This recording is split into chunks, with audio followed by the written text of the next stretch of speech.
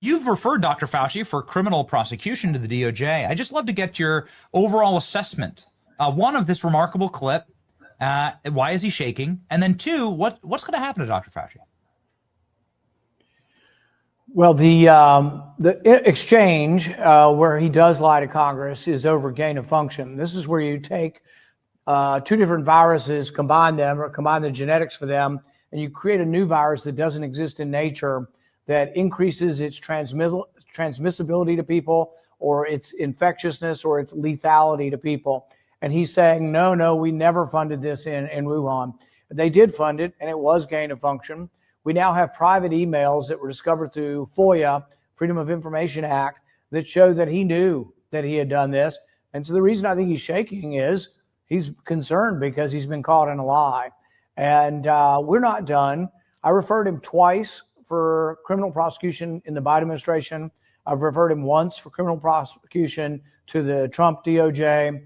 We have worked with the Trump administration and finally gotten every document, just about every document you can imagine.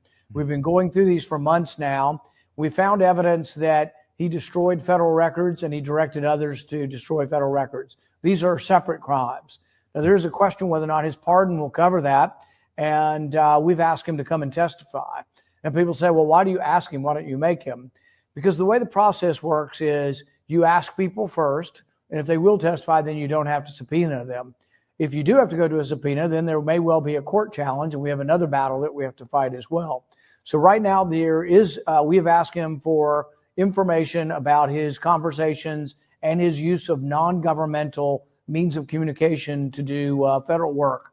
And we're going to look at what he gives to us in the next week or two.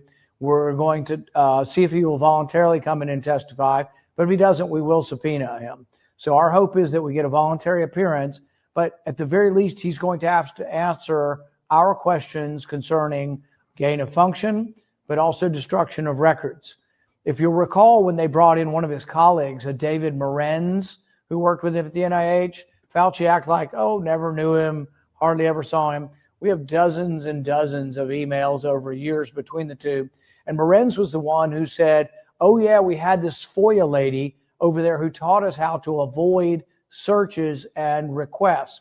So what they'd do is they'd take, like, there was a virologist by the name of Christian Anderson who got an $8 million grant from Fauci after he supported Fauci's request to write an article saying that this couldn't have come from a lab, it had to come from nature.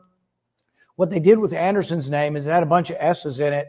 They changed the S's into dollar signs so they wouldn't show up on a FOIA search. What I think is ironic about it is he was out there looking for money and shilling for money all the time up here. So they changed the S's in his name to dollar sign to avoid FOIA searches.